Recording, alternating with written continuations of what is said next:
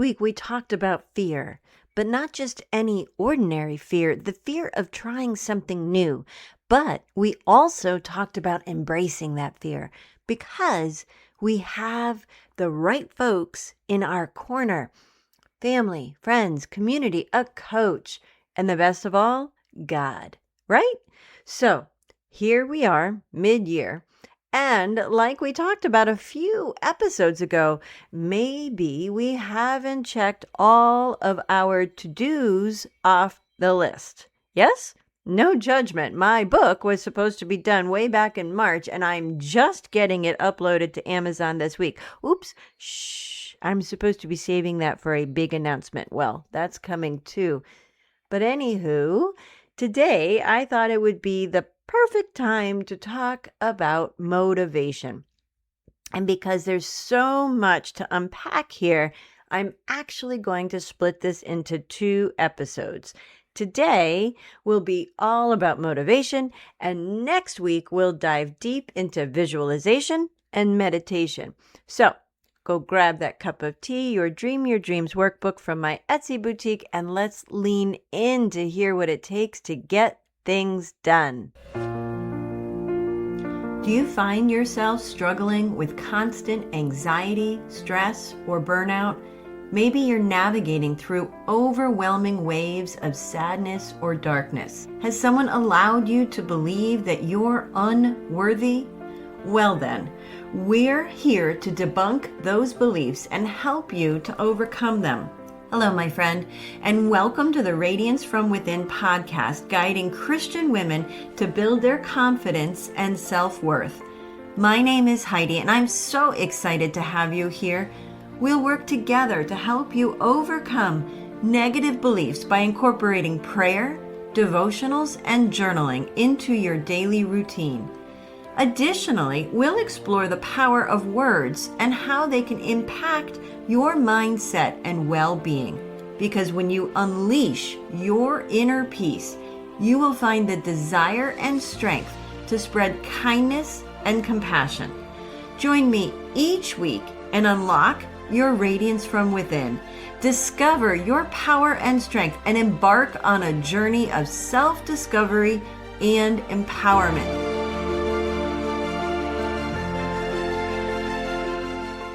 Hello, beautiful. So, what is motivation exactly? You've probably heard this word tossed around left and right, but a few years back, I really dug into its definition. Motivation is a drive, a willingness to complete something amazing. And to help us truly understand what that looks like and how it can relate to you, I want to tell you a tale of 2 very well-known men, 2 completely different paths, but both of them remind me so much of each other that I had to put them side by side for you. A handful of years ago, I had a super important business trip in New York City, and my back, as it can only do, was in full spasm. There was no way I was getting on that train with all my gear. So my hubby kindly offered to drive me in, and he took care of all the hotel arrangements. And in doing that, he found out that the Waldorf Astoria was part of the Hilton Honors Program. Now, living in Connecticut, New York is an easy trip for us, and we love making little mini adventures out of it. Sightseeing, music, good food, the whole shebang. That said, the Waldorf had always been on our bucket list. If you know, you know. It's one of those glamorous someday places. And as a surprise, he used all of his points. We got to stay there for 2 incredible nights. We even got an upgrade we weren't expecting. The service, of course, was world class. The history, the decor. It genuinely felt like I was stepping back in time. I truly was in my glory. Oops, I feel tears coming. And if you could humor me just for a sec, the history is truly amazing. Soon after it opened in 1931, a hotelier named Conrad Hilton, who was almost bankrupt at the time, cut a picture of this grand hotel out of a magazine and wrote across it, "The greatest of them all." He didn't own it. He couldn't afford it. He just wrote those ambitious words across that beautiful photograph. So that was 1931. It then took him until 1949 to acquire management rights. And then in 1972, the Hilton Corporation finally purchased the hotel outright. We've since learned that sadly in 2014, the Waldorf was sold to an investment firm for $1.95 billion. And then in 2017, it closed its doors for renovations. However, we were lucky enough to stay there 2 more times, including for our anniversary. We were spoiled rotten. But sit with that arc for a second. A man with nothing but a magazine clipping and a dream to billions of dollars. From nothing to riches.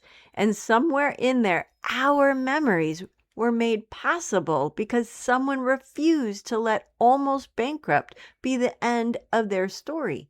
The second story I found completely by accident.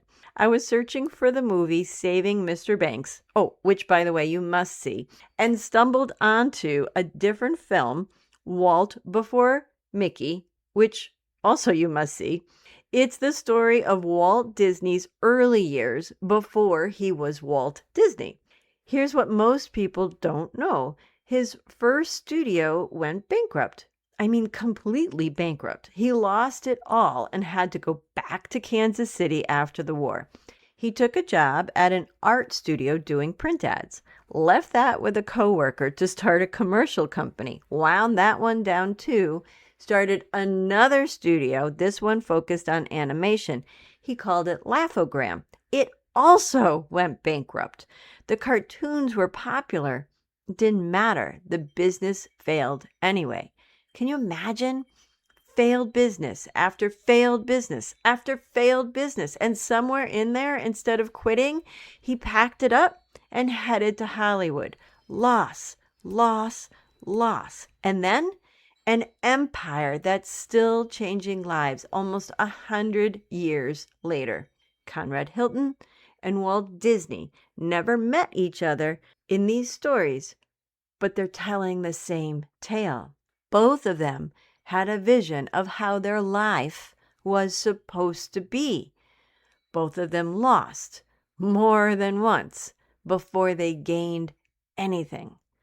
And both of them had the courage and the motivation to keep going anyway. That's the part I want you to hear today. The loss isn't the opposite of the dream coming true. Sometimes it's just the chapter right before. And as I put together today's episode, there's a verse in Habakkuk that's perfect for you to sit with, maybe even jot down for your mirror. God reminds us in this verse that he does everything on his terms. The message I give you waits for the time I have appointed. It speaks about what is going to happen, and all of it will come true. It might take a while, but wait for it. You can be sure it will come. It will happen when I want it to. Did you hear that? When I want it to. Ha! Boy, I need more patience. And my sweet, of course, that pairs so beautifully with Jeremiah 29:11. For I know the plans I have for you, declares the Lord. Plans to prosper you and not to harm you. Plans to give you hope and a future. So hold both of those together for a second. The plan was already there. The future is already here. It's just waiting for its appointed time. Patience.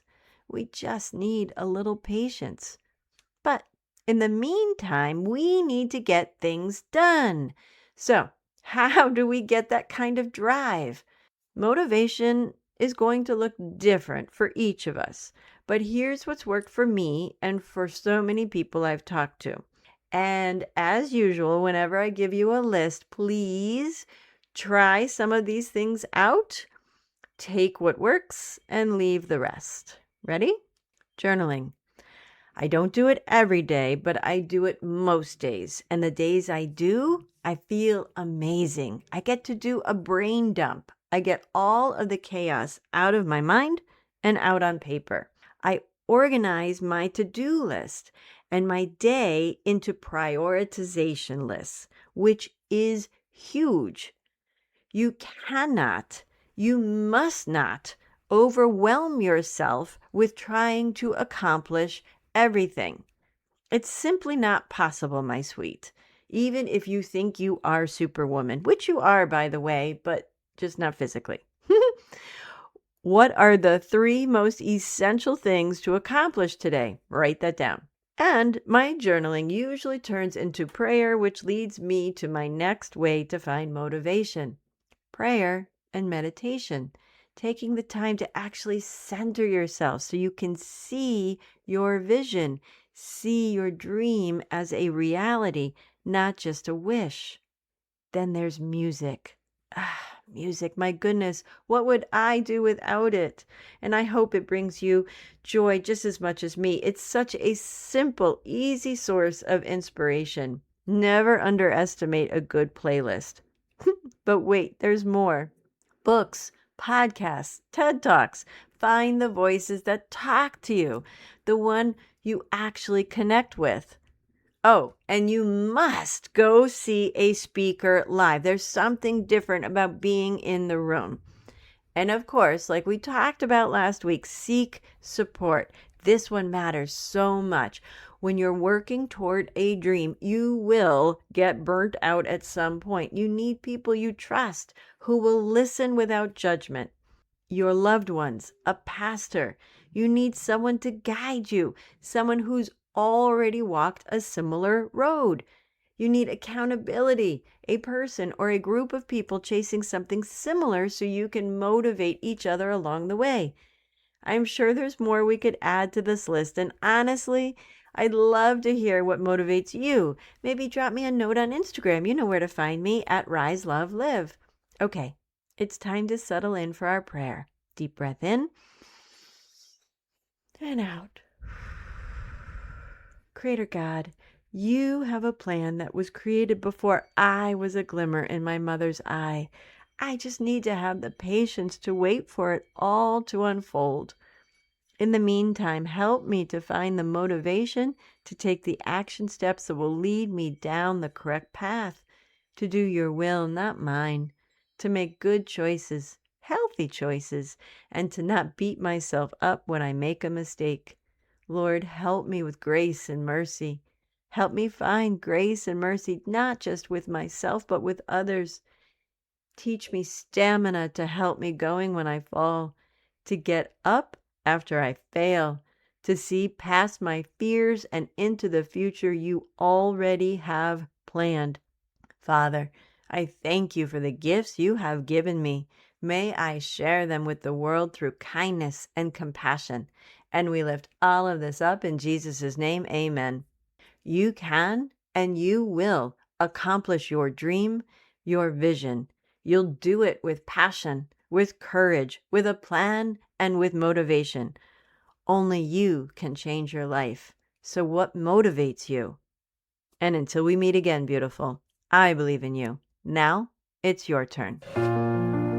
Thank you for joining me on today's podcast. But before you go, a simple request. If this podcast has made a difference in your life, please leave a review where you listen and share this episode with someone who could use a little light today. Knowing my show has impacted your life brings me so much joy. Remember to explore my Etsy boutique to discover the workbook you need most this month. And until next time, my friend, ignite inspiration, spread hope, and dance with faith.